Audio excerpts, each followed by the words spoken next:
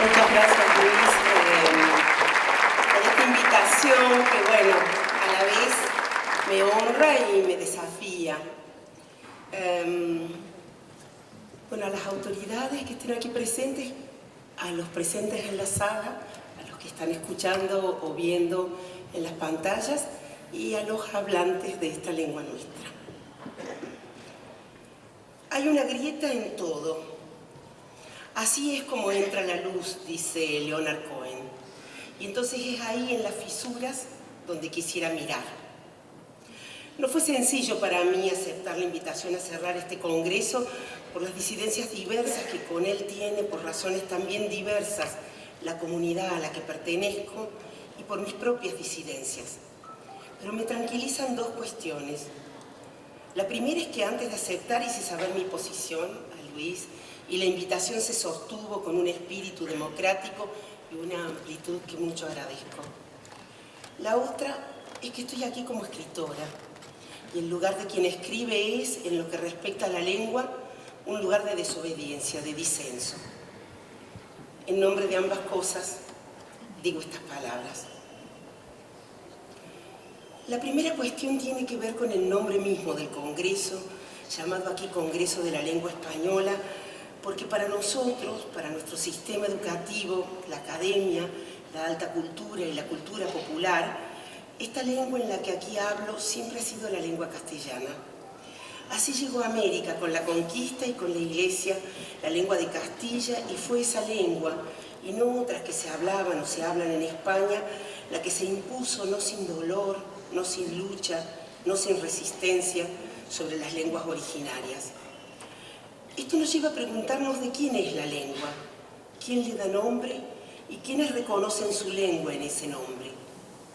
Aunque en las previas a este congreso se ha insistido en la idea de que la lengua es de todos sus hablantes, en la amplia procedencia geográfica de los ponentes y en la alta presencia de mujeres en las mesas, me pregunto si esa que se dice de todos es la misma lengua. En caso de serlo, ¿quiénes son sus dueños? Y atendiendo a que una lengua con tantos hablantes, además de un capital simbólico, es un capital económico, ¿quiénes hacen usufructo de ella? Desde Madrid, el ministro de Educación de la provincia, a la pregunta de un periodista acerca de ciertos contenidos, reconoció que ni la parte argentina ni la cordobesa intervienen en la elección del temario. Es la Real Academia, dice. Nosotros actuamos en la parte logística del Congreso. A su vez, el director de la Real Academia remarcó la importancia de estos congresos con la frase: durante unos días se tratará de ponerle voz española a los asuntos que nos ocupan a todos. Tal vez sin tener dimensión de lo que la frase voz española significa aquí entre nosotros. Entonces no debiéramos desentendernos de ciertas preguntas, aunque incomoden, preguntas como ¿para qué un congreso en estas pampas sin intervención local sobre sus contenidos? ¿O es la lengua de España la misma que se habla en América? ¿O el muy diverso castellano de cada uno de nuestros países es la misma lengua española de la que el Congreso habla? Y finalmente, porque estamos en Argentina, ¿se trata de la misma lengua que aquí se habla? Sí y no, la misma y otra. Para los hablantes de mi país se trata de una cuestión que lleva más de un centenario, cuestión desestimada o minimizada por las instituciones españolas de la lengua, por sus espacios de formación y sus editores, como lo expresa blanco sobre negro el reciente planteo del director mexicano Alfonso Cuarón, quien declaró en la clausura de un ciclo de cine en Nueva York que le resultaba ofensivo para el público, e imagino que sin dudas también para sí mismo, que su película Roma se haya subtitulado en España. Me parece muy ridículo. A mí me encanta ver como mexicano el cine de Almodóvar y yo no necesito subtítulos al mexicano para entender a Almodóvar. ¿Le parece ridículo, dice, que un español necesite que le digan no os acerquéis al borde en lugar de no más, no se vayan hasta la orilla? Entiendo muy bien lo que dice Cuarón. Me ha pasado que una editora española haya pretendido cambiar durazneros por melocotoneros con la extraña fundamentación de que en España nadie entendería la palabra duraznero. Pero sucede que melocotonero es una palabra tan artificial para un argentino que nunca jamás podría usarla.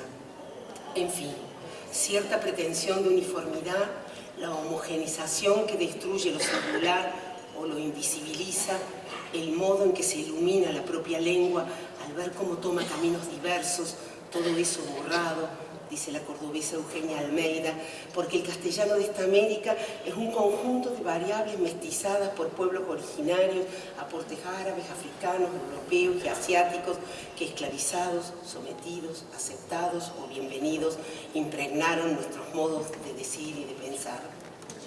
Hablaba el ruso en 15 lenguas, dice en algún lugar Julia Kristeva. La segunda cuestión aparece cuando reparamos en que esto no es recíproco.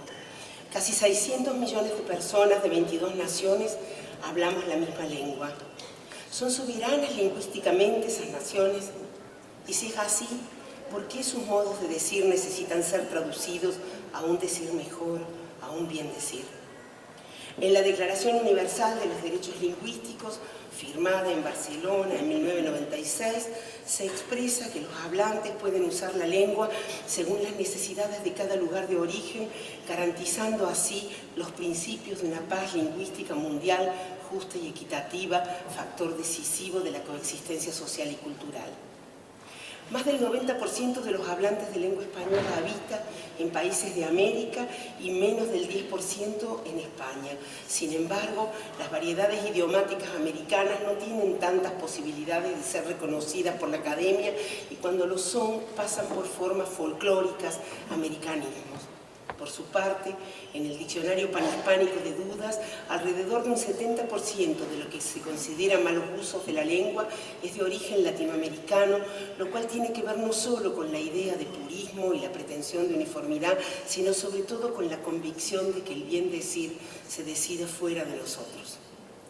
Se trata de las políticas de control del idioma, de la tensión entre las hablas de una comunidad y las normas que esa comunidad dicta o acepta y de la lucha entre transformación y preservación. La advertencia gramatical no me limita, sino que me recuerda que yo estoy en la lengua y me da movilidad dentro de ella. Me recuerda que la lengua es mía y que no es solo mía. Me recuerda que el vínculo es el vehículo compartido. El interés por la gramática trasunta el interés por la conservación del espacio público, dice la colombiana Carolina Sanín. Sin leyes, ¿seríamos más libres? Necesitamos instituciones reguladoras, pero necesitamos también que esas instituciones nos representen de una manera más justa, porque una lengua, que por cierto es mucho más que sus reglas, vive en las bocas de sus hablantes y es asombrosa la velocidad con que lo vivo deviene en frase hecha, en palabra muerta, en cliché. Un idioma es una entidad en permanente movimiento, una inmensidad, un río. En su adentro caben muchas lenguas, como caben muchos pueblos. Argentina, para dar el ejemplo que más a mano tengo, no se hizo solo con descendientes de hispanohablantes, es un país que mezcló la población originaria con la invasora y recibió aluviones migratorios de italianos, gallegos, árabes, aymaras, vascos, polacos, guaraníes, armenios, coreanos, alemanes. Se trata de un país que nunca vivió el purismo idiomático, la necesidad de conservar la casticidad, palabra por otra parte tan cercana a la castidad. En fin, que somos impuros o mestizos, muchas veces mestizos étnicos y siempre, siempre mestizos culturales. Que es impura nuestra lengua y esa impureza es nuestra riqueza. Dice el colombiano Fernando Vallejo que preguntarse quién habla bien es una tontería, porque el castellano se habla como se puede en todos los ámbitos del idioma, un idioma de 22 países, entre los cuales contamos España. En fin, que para riqueza de hablantes, escribientes y lectores, y para riqueza de nuestras literaturas peninsulares, latinoamericanos y ecuatoguineanos, debiéramos cuidarnos mucho de una lengua que se someta a la lengua oficial, una escritura que ponga en retirada a cada modalidad de la lengua en particular, cuidarnos de no confundir la lengua viva con los cementerios de la lengua, acoger, dice también Fernando Vallejo, el idioma de la vida, que es el local. Hasta acá, un poco distraídos, Podríamos pensar que se trata de diferencias de habla, de lo singular que se aleja de ciertas normas, de ciertos corrales, cierta legislación que va y viene desde una región a otra, pero por cierto que no se trata de un camino de ida y vuelta entre modos diversos de usar la lengua, sino de una corriente que va o pretende ir desde la antigua metrópoli hacia sus dominios de antaño y nunca de modo inverso.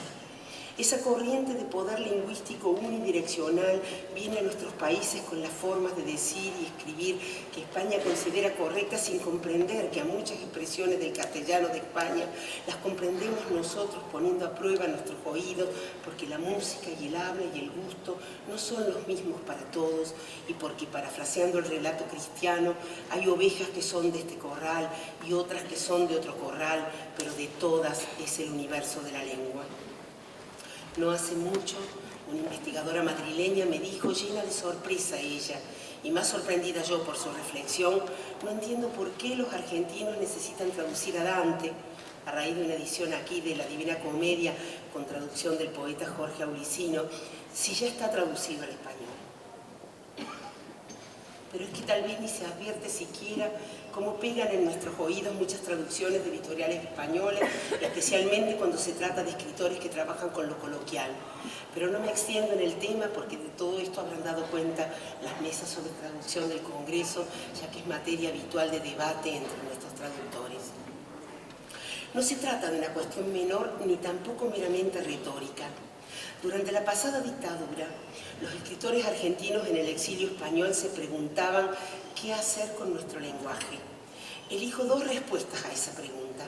El escritor y crítico David Viñas, en julio de 1980, dice en una carta: se academiza la cosa, se la agallega, se le pone almidón y se la plancha.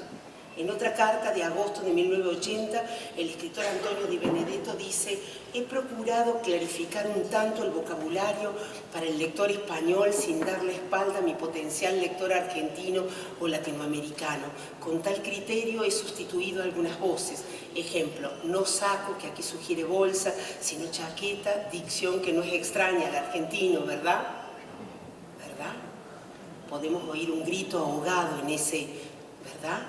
Un gesto de desesperación, porque la elección de la lengua, y dentro de ella la de sus infinitos matices, indica en qué sistema literario puede o quiere insertarse un escritor, indica por quiénes y de qué modo desea ser leído, y revela también el costo que ese escritor está dispuesto a pagar para encontrarse con sus lectores.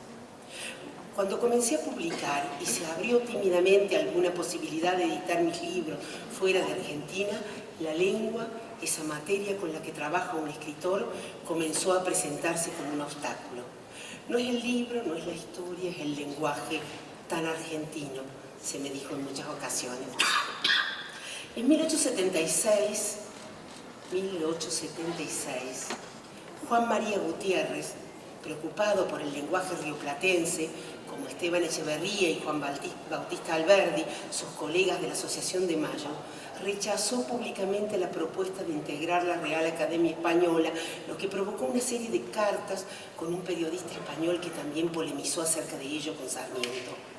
La cuestión de si hablar castellano o una de las lenguas originarias del territorio que ocupa nuestro país, y en el caso de hablar castellano, qué castellano hablar y escribir, en fin, la pregunta acerca de si era conveniente seguir a pie juntillas a la Academia Real del país del cual estábamos independizándonos, o si debíamos dejar que la lengua, aún siendo la misma y otra, por cierto, se independizara a su vez y corriera a su aire, aceptando nosotros, sus hablantes, las transformaciones que le íbamos dando, se discutió aquí en la segunda mitad del siglo XIX.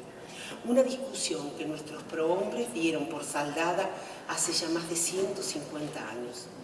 Esa cuestión, que en nuestras carreras de letras se estudia como la polémica acerca de la lengua, polémica que es por supuesto lingüística y estética, pero por sobre todo fuertemente política, se dirimió en el marco del movimiento estético político romántico y la llevaron adelante Gutiérrez, Echeverría, Sarmiento y Alberdi, los cuatro grandes escritores románticos argentinos, a la vez cuatro políticos centrales, lo que es decir, los fundadores de nuestra literatura y de la nación.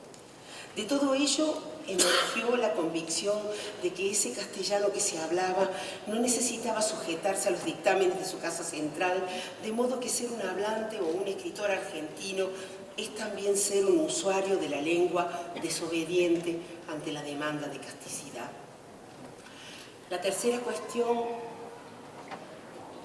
aparece cuando reparamos en la lengua como un capital no solo simbólico, cuando comprendemos su faz económica y entonces nos preguntamos quién usufructúa los dividendos que da esta lengua en el mundo. El gobernador de la provincia dice: sabemos que es un recurso natural inmenso, un bien renovable que se multiplica con el uso, que gana valor cada día y hoy es deseable inclusive para los nacidos y criados en otras lenguas, lo cual coloca en primer plano este aspecto de la lengua como capital económico. A la hora de certificar internacionalmente los cursos de aprendizaje como lengua extranjera, las jornadas internacionales para profesores de español, como suelen llamarse, quién certifica, quién obtiene los dividendos de esas acciones, se distribuyen esos dividendos entre los diversos países en que se habla castellano o se trata de un recurso que le pertenece mayoritariamente a instituciones españolas. Todas las relaciones humanas están mediadas por la política, atravesadas por diferencias de poder, y ese poder se materializa en el lenguaje que, citando a Bakhtin, es producto de la actividad humana colectiva y refleja en todos sus elementos tanto la organización económica como sociopolítica de la sociedad que lo ha generado. La búsqueda de uniformidad, el paso de un rasero que aplane las particularidades de nuestros castellanos, va en consonancia con la persecución de un mayor rendimiento económico, con que libros, películas y series, publicaciones en papel o digitales, cursos de enseñanza y literatura destinada a niños y jóvenes sirvan para la mayor cantidad posible de usuarios. Por eso, la persistente búsqueda de un castellano a la española o un latinoamericano neutro que permita a esos productos circular en todo el continente, viajando más y mejor, penetrando de modo más rápido, sin que importe que eso sea a costa de nuestras singularidades y vaya, como de hecho va, contra la riqueza del idioma. Basta escuchar en nuestro país a alumnos, hijos o nietos hablando de leños, carros y neveras para comprender lo que digo. ¿Por qué hablan como hablan los personajes en los programas infantiles enlatados? ¿Por qué se subtitula una película de un castellano a otro, como sucedió con la ya citada Roma y sucede en tantas otras? ¿Es porque los españoles no comprenden la palabra orilla y necesitan que se la traduzca como borde? ¿O se trata de simplificar y uniformar para atraer el mayor número posible de espectadores hacia una película o una serie que pueden generar mucho dinero? Empresas y capitales multinacionales promueven la ampliación del mercado del castellano en su modalidad española o en lo que llaman americano neutro para, en lo uniforme y hegemónico, reforzar el monopolio de la lengua como negocio. Buscan un idioma de modalidad única para tantos hablantes de culturas tan distintas a costa de su depredación, del mismo modo que los monocultivos, en su búsqueda desmedida de dinero, van contra la riqueza del suelo y la diversidad que nos ofrece la naturaleza. Víctor Klemperer, en su libro sobre las transformaciones de la lengua alemana durante el Tercer Reich, registra en su diario de manera minuciosa cómo el lenguaje se va falsificando, va perdiendo su singularidad y su verdad, lo que constituirá la más potente difusión del nazismo en todas las capas de la población. La vida de una lengua, si en algún sitio reside, es en lo particular, en su inestabilidad, la uniformidad como estrategia económica, la monolengua, la neutralidad, lo que produce es destrucción, depredación. En ese arco ingresan las industrias de la lengua, el turismo idiomático, la corrección política, donde se incluyen los debates actuales sobre si el lenguaje es inclusivo o no y en qué medida esa inclusión incluye la diversidad de todo tipo, no solo la de género. Pero volvamos a nuestra resistencia ante la demanda de uniformidad en los modos de decir, ya que el pensamiento se construye en y con el lenguaje a través del cual se manifiesta, podríamos avanzar un paso en nuestro razonamiento y decir que se trata en realidad de una demanda de uniformidad, no solo en los modos de decir, sino también en los modos de pensar.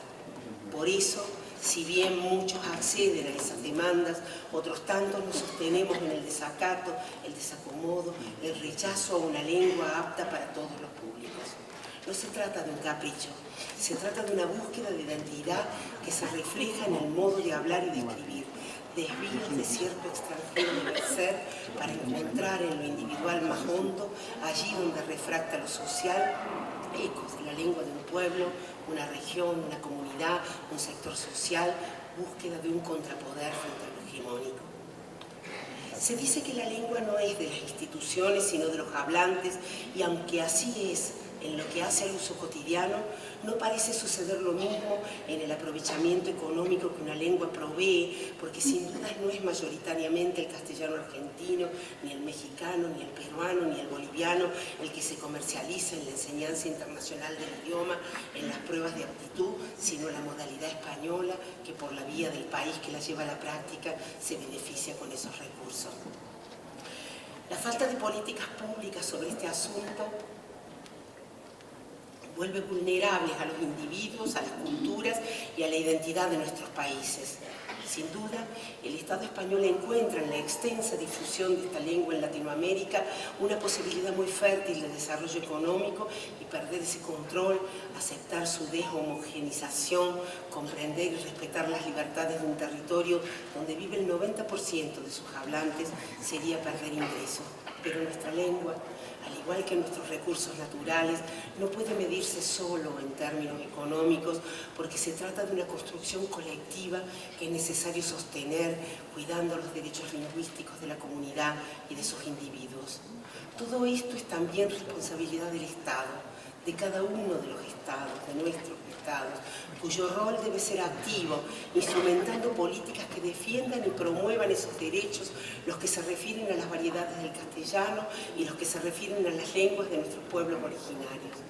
En territorio argentino hay más de 19 lenguas: aymara, huarpe, huichí, mapuzungún, com, quechua, pigalá, guaraní, entre otras, que lograron sobrevivir no sin resistencia, no sin persistencia, desde que el rey Carlos II prohibió por decreto el uso de las lenguas nativas, lo que nos demuestra una vez más que leer y escribir son instrumentos de poder. Entre letra y letra hay un confesionario, entre palabra y palabra un mandamiento, y más allá del margen de la hoja que se lee, bulle una Babel pagana en voces deslenguadas y legibles, constantemente prófugas del sentido, dice el chileno Pedro Lemebel.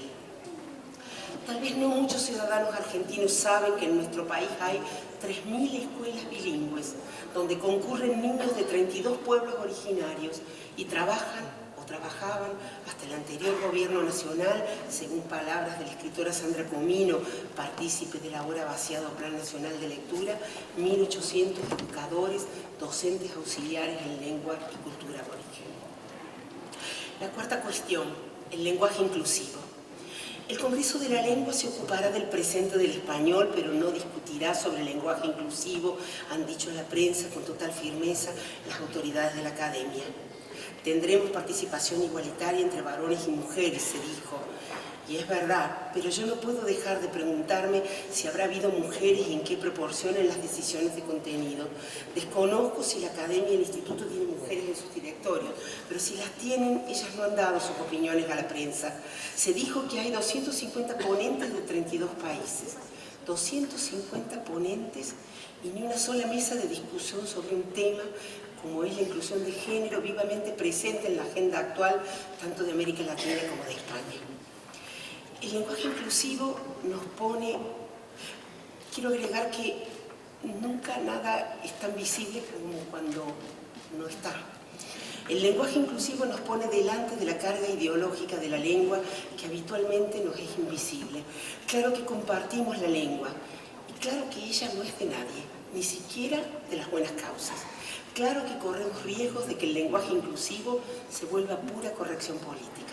Claro que no sabemos qué pasará con la literatura, ni si es posible escribir el lenguaje inclusivo de un modo lo suficientemente cargado de ambigüedad como para conservar la función poética del lenguaje de un modo que, además de hacernos pensar, nos conmueva, nos emocione, nos complejice. Claro que no sabemos, y menos puedo saber yo, ¿Qué sucederá en el largo plazo si ese lenguaje que viene a irrumpir se estabilizará en la lengua? Y en tal caso, ¿de qué modo? ¿Si ingresará y de qué manera a nuestras literaturas? Pero sabemos de su uso y expansión en ciertos sectores sociales, especialmente urbanos, y en jóvenes de cualquier género, y vemos cómo impregna y permea los usos públicos, periodísticos y políticos, y entonces resulta asombroso que no se haya incluido siquiera una mesa de discusión sobre algo que está moviendo los cimientos de nuestras sociedades.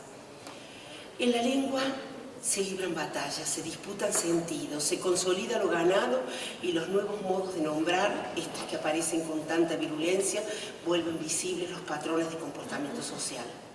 Palabras o expresiones que llegan para decir algo nuevo o para decir de otro modo algo viejo, porque el lenguaje no es neutro, refleja la sociedad de la que formamos parte y se defiende marcando, haciendo evidente que los valores de unos, rasgos de clase o geográficos o de género o de edad, no son los valores de todos. Algo que no existía comienza a ser nombrado. Algo que ya existía quiere nombrarse de otro modo. Verdadera revolución de la que no conocemos sus alcances, ni hasta dónde irá, ni si abarcará un día a la mayor parte de la sociedad, a sus diversas regiones, a las formas menos urbanas de nuestra lengua y a todos sus sectores sociales. No podemos prever su punto de llegada, pero sí sabemos que está entre nosotros de un modo tal que no podemos obviar. Lo que queda claro, lo insoslayable, es que se trata de una cuestión política, de que la lengua responde a la sociedad en la que vive, al momento histórico que transitan sus hablantes, porque como dice también Víctor Klemperer, el espíritu de una época se define por su lengua. El asunto entonces es cómo se las ingeniará la lengua para conservar un territorio común entre sus hablantes, para seguir siendo en su diversidad, sus diferencias y su riqueza, un lugar de reunión, para usar el nombre de un libro y de un poema de nuestro Alejandro Nicotra. La lengua es mía, pero no solo mía. Entonces cada uno de nosotros es dueño de la lengua siempre que tenga la conciencia suficiente como para advertir su componente social. Este código compartido, este contrato entre hablantes, esta libertad tiene siempre por límite el deseo de ser comprendidos, porque no hablamos solos ni para nosotros, sino para comunicarnos con otros. Ante esa complejidad solo caben la diversidad y la flexibilidad. Por otra parte, la lengua nos da todo el tiempo muestras de saber transformarse sin destruirse. Y finalmente, sacudir el lenguaje es, en palabras de Althusser, una forma, entre otras, de práctica política. Otra cuestión, el castellano como lengua de las ciencias y del conocimiento. El posicionamiento del castellano como lengua científica y filosófica nos lleva a la disputa ante el inglés como lengua dominante, a entrar en diálogo y tensión con otras lenguas y contra la imposición de una lengua única para el universo científico. En fin, que el mismo razonamiento sostenido en defensa de las variables americanas del castellano ante su variante oficial se aplicaría en este campo de disputa en el que nuestro idioma está en condición de minoría con respecto a la lengua oficial de las ciencias, el inglés como lengua única. Cito: una tarea de principal importancia es la recuperación del castellano como lengua del saber, lo que no equivale a promover un provincianismo autoclausurado y estéril, sino un universalismo en castellano que se acompaña con el aprendizaje de muchas otras lenguas para acceder a todas las culturas y entrar en interlocución con ellas contra la imposición de una lengua única. El desarrollo del castellano como lengua del saber, del pensamiento y del conocimiento académico postularía un internacionalismo de otro orden, babélico y no monolingüe, y requeriría un cambio radical en nuestra cultura de autoevaluación universitaria y científica. Fin de cita, dice el cordobés Diego Tatián, y el argentino-mexicano Enrique Dussel, en su libro Filosofías del Sur, pregona que las diversas tradiciones se dispongan para un auténtico y simétrico diálogo, gracias al cual cada una aprendería muchos aspectos desconocidos, más desarrollados por otras tradiciones. Se trataría de un mutuo enriquecimiento, dice, que exige situarse éticamente reconociendo a todas las comunidades con iguales derechos de argumentación, superando los centrismos hoy vigentes que llevan a la infecundidad y frecuentemente a la destrucción de descubrimientos de otras tradiciones. La amenaza de una lengua de comunicación única es muy real. Contra esa amenaza es necesario que cada uno hable su lengua y más de una lengua, dice Bárbara Cassin. Lugar común la lengua y el pensamiento, donde lo común no aspira a lo uniforme, lo aceptado por todos, ni lo ya dado, sino a un territorio que, abrigando las singularidades, permite encontrar en un tesoro acumulado por generaciones de escribientes y de hablantes las palabras que nos permitan abrir la historia, decir cosas nuevas y a la vez reconocer la radical igualdad de los seres humanos. Para ir cerrando, el lenguaje da acogida a la experiencia de los hombres, nos promete que lo que se ha experimentado no desaparecerá del todo, dice John Berger. Una novela, un cuento, un poema, dice también él, usan los mismos materiales que el informe anual de una corporación multinacional. El hecho de que estén hechos con casi las mismas palabras y similar sintaxis no significa más que el hecho de que un faro y la celda de una prisión puedan construirse con piedras de la misma cantera unidas con el mismo cemento. En fin, que casi todo depende del modo en que se articulan las palabras, el modo en el que cada uno de nosotros se vincula con el lenguaje como lugar de reunión, en el convencimiento de que él es, además de instrumento práctico, vehículo de expresión de la subjetividad de un individuo y de una sociedad, tesoro fecundado por múltiples desvíos e innovaciones, sostenido por generaciones de hablantes y escribientes como motor de creación, factor de mutación, de transformación, para dar testimonio de lo vivido e imaginado, de la ligazón con lo sagrado, la celebración de lo acontecido y el lamento por lo perdido. En fin, para construir memoria e historia. Entre lo personal y lo político, lo privado y lo público, lo individual y lo colectivo, crece esta lengua nuestra, para que su energía no se pierda, para que eso que habita en ella y es fácilmente corrompible no pierda su música, nervio o alma, la diversidad puesta a vivir en nuestras bocas.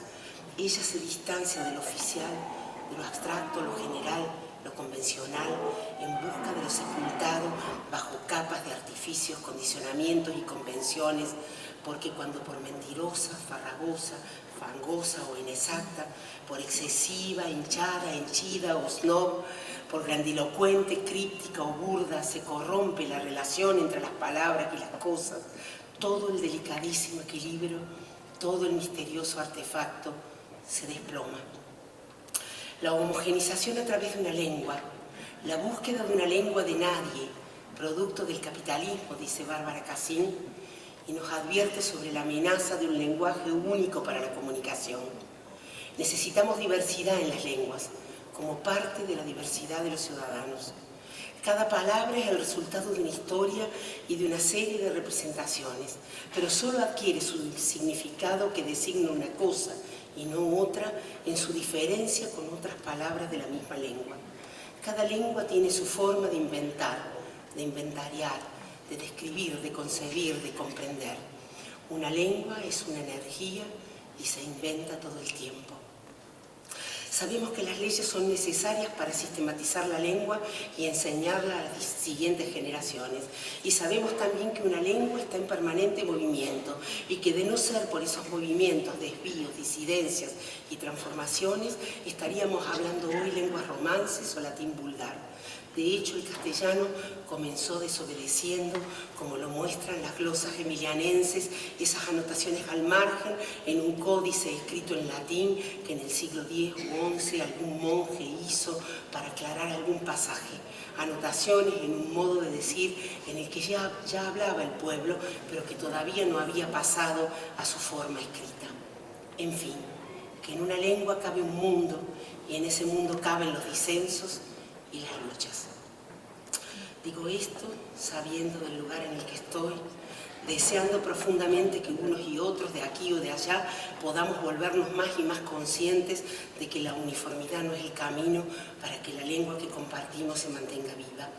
Pienso entonces en congresos de la lengua donde el país receptor intervenga activamente en los contenidos, en un congreso que revise su nombre, un congreso donde se discutan los beneficios económicos de la enseñanza de castellano en el mundo y donde no se vuelva costumbre traducir en un país el castellano de otro país, porque si hay riqueza en esta lengua nuestra, esa riqueza no está en la rigidez, sino en la posibilidad de aceptar la potencia de lo diverso y de lo múltiple, la riqueza del permanente movimiento, como sin ir más lejos han hecho los hablantes de lengua inglesa, donde la estandarización proviene de la literatura, los medios y el uso en sus distintos modos de hablarlo y escribirlo.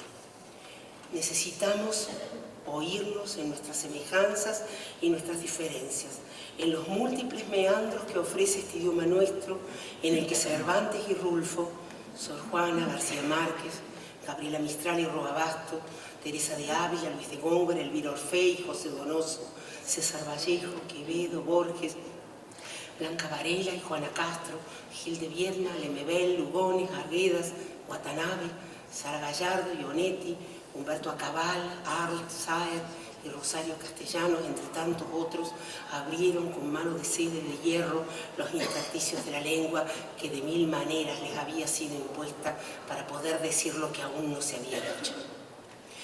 Alfabetizando a población chiriguana en la frontera salteña, nuestra educadora María Saleme entendió que no servían las cartillas hechas en Buenos Aires, que tenía que empezar por la palabra agua, porque el chiriguano es hombre de río.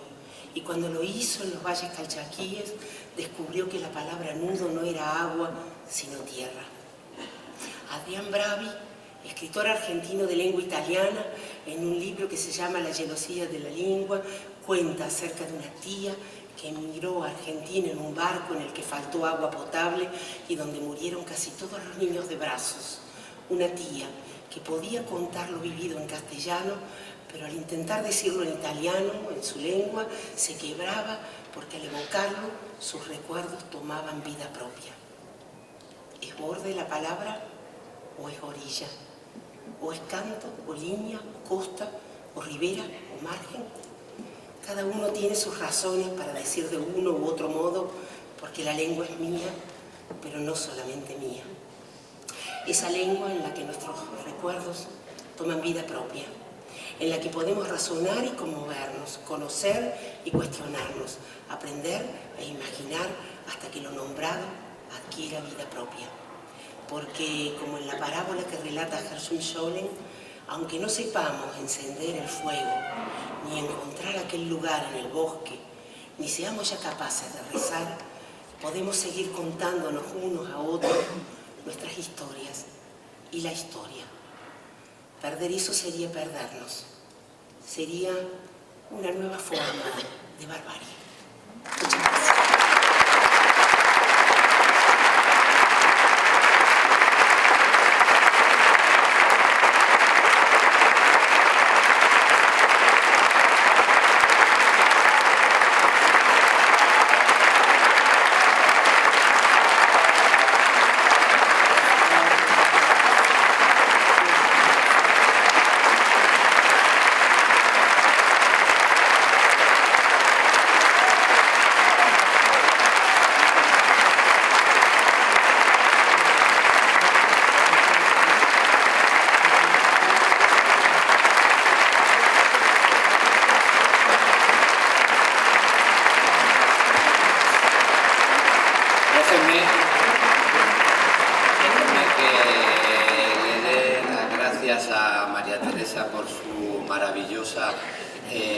Exposición y que aporte brevemente alguna cosa, porque la verdad es que, y me gustaría hacer la aportación breve a alguna cosa que ha dicho María Teresa. Primera, la ocurrencia de traducir la película Roma no la tuvo en ninguna instancia española, fue una plataforma anglosajona, Netflix, y se armó tal escándalo que al día siguiente tuvieron que retirar los subtítulos. Para alegría, entre otras cosas, de dos participantes del Congreso, el periodista Alegri Gelmo y el escritor José María Merino, que acababan de publicar un libro diciendo 500 millones que no necesitamos traducción, y que se ha convertido en un éxito.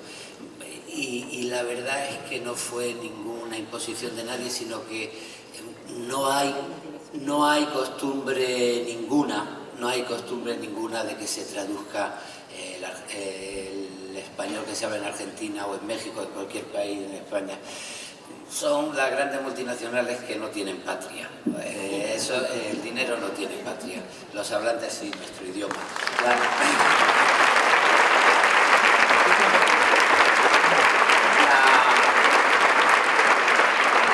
La segunda cosa que quería decir, porque no tengo ningún derecho como director del Cervantes, pero como hablante sí, porque estoy viendo a académicos de Argentina, de Puerto Rico, de Cuba, de Santo Domingo, de Venezuela, de todos sitios. Hace tiempo que se fundó la Asociación de Academias Españolas y ya el diccionario no es el diccionario de la Real Academia Española, sino el diccionario de la lengua. La gramática que hacen, los trabajos que hacen, surge de un acuerdo de todas las academias, porque todas tienen la posibilidad de opinar y de acordar. Se ha dado un paso adelante y que a mí me gusta reconocerlo y reconocer el trabajo de las academias, porque a la hora de pensar en el futuro nos ayuda tanto la capacidad de criticar como de reconocer lo que se ha hecho. Y la verdad es que el trabajo que están haciendo ellos de acuerdo es importante. Otro motivo de ilusión es que se haya podido hablar en este congreso con tanta libertad y que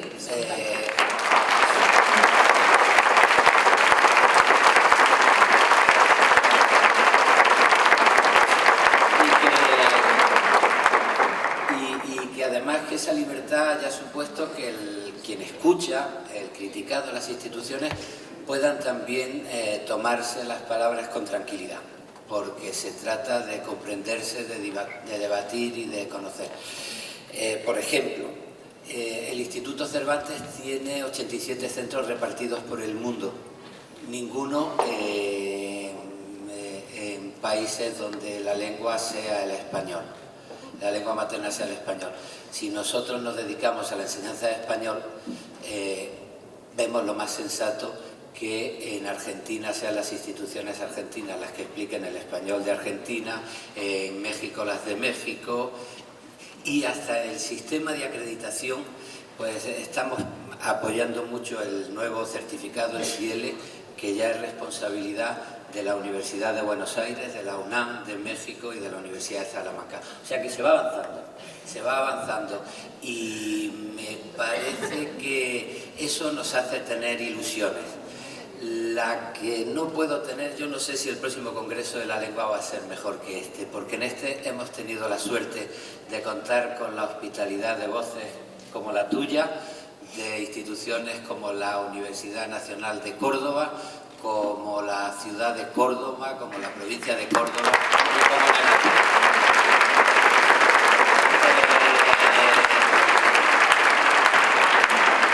el próximo congreso, que como se anunció aquí será en Arequipa, la verdad es que va a tener muy difícil superar las ilusiones y el cariño que ha despertado Córdoba. Muchas gracias.